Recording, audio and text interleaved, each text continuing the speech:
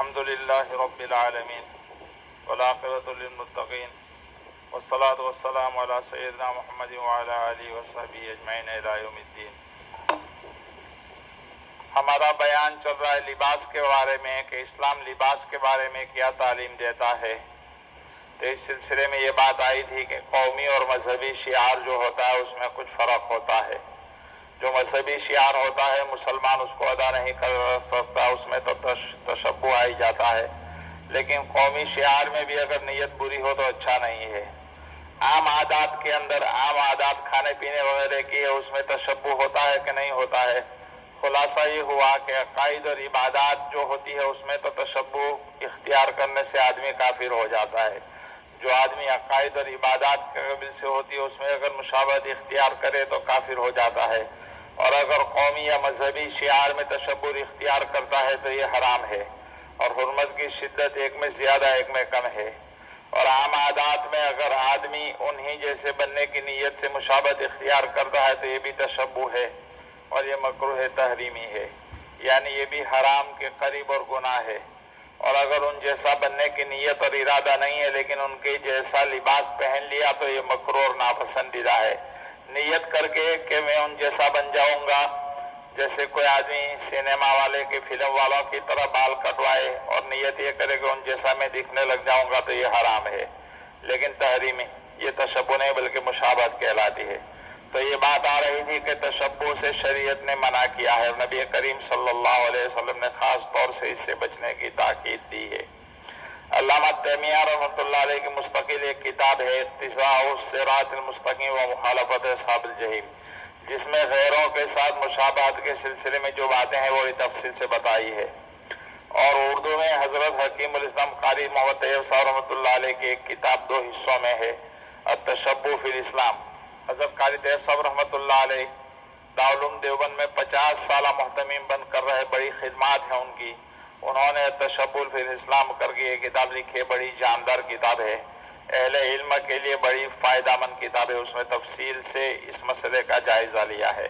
تو تشبہ یعنی مشابہت اختیار کرنا بڑی خطرناک چیز ہے، یہی آدمی کو کفر تک لے جانے والی ہے۔ اس لیے آپ صلی اللہ علیہ وسلم نے جو فرمایا جس نے کسی قوم کی مشابہت اختیار کی وہ ان میں سے ہو گیا، گویا ان میں شمار کیا جائے گا۔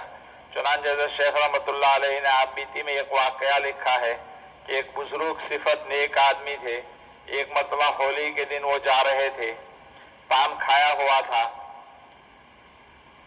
ایک مریل قسم کے گدھے کو دیکھا تو مذاق میں یہ کہتے ہوئے پان کی پیک اس پر ڈالی کہ آج تجھے کس نے نہیں رنگا، لا میں تجھے رنگ دوں۔ تو انتقال کے بعد کسی نے ان کو خواب میں دیکھا بہت اچھی حالت میں، لیکن ان کے ہونٹوں کے اوپر ایک چھوٹا سا سانپ رینگ رہا ہے، ہونٹوں کے اوپر سانپ رینگ رہا ہے۔ دیکھنے والوں نے پوچھا کہ ہونٹ کے اوپر یہ سانپ کیسا؟ تو انہوں نے بتلایا کہ ایسا ایسا ہوا تھا اور میں نے یہ جملہ کہا تھا اور اس گدھے پر پان کی پیک ڈالی تھی، اس کی وجہ سے مجھے عذاب دیا جا رہا ہے۔ حالانکہ مذاق کے اندر انہوں نے یہ جملہ کہہ دیا تھا۔ یہ قصہ بڑا سمجھ کے ہے کہ معمولی مختصر سی مشابہت انہوں نے اختیار کی تھی، لیکن اس کی وجہ سے بھی آخرت کے اندر پکڑے گئے۔ حضرت شیخ رحمۃ اللہ علیہ نے آپ بیتی میں ایک اور قصہ لکھا ہے کہ حضرت مجدد الفسانی رحمۃ اللہ علیہ نے ایک آدمی کے متعلق فرمایا کہ اس کا اٹھنا بیٹھنا کافروں کے ساتھ تھا اور اس کے دل میں ان کی محبت تھی، تو انتقال کے وقت اس کی زبان کے اوپر کلمہ نہیں آ رہا تھا۔ مجدد صاحب فرماتے ہیں میں نے بڑی توجہ اور کوشش کی کہ اس کے دل پر جو انتہا ہے وہ دور ہو، لیکن باوجود توجہ اور کوشش کے وہ ظلمت دور نہیں ہوئی اور بغیر کلمے کے وہ آدمی دنیا سے چلا گیا۔ تو کافروں کے ساتھ اٹھنا بیٹھنا اور اتنا محبت کرنا یہ بھی بڑی خطرناک چیز ہے، ان سے محبت دلی محبت نہ رکھی جائے، یہ چیزیں بڑی غلط ہوتی ہے۔ حضرت گنگائی رحمۃ اللہ علیہ سوانح میں لکھا ہے، تذکرۃ الرشید میں یہ ملفوظات میں لکھا ہوا ہے، ایک مولوی صاحب تھے، انتقال کے بعد ان کو دفن کیا گیا، پھر کسی وجہ سے ان کی قبر کھولنے کی ضرورت پیش آئی۔ جب قبر کھودی گئی تو اس میں وہ نہیں تھے بلکہ اس میں تو ایک لیڈی یعنی انگریز عورت تھی۔ لوگوں کو تعجب ہوا کہ یہ کیسی بات ہے۔ تحقیق سے پتہ چلا کہ وہ عورت خفیہ طور پر اسلام لے آئی تھی اور اس کے انتقال پر اس کے مذہب والوں نے تو ان کو عیسائیوں کے قبرستان میں دفن کیا تھا، لیکن یہ مولوی صاحب بھی کبھی کبھار بولا کرتے تھے کہ عیسائیوں میں بہت اچھا ہے، ان کے یہاں غسل جنابت نہیں ہے۔ اس جملے کا یہ اثر ہوا کہ ان کی جگہ پر اس لیڈی کی لاش تھی، اور جب وہ لیڈی کی قبر کھولی گئی تو اس جگہ پر ان مولوی صاحب کی لاش تھی۔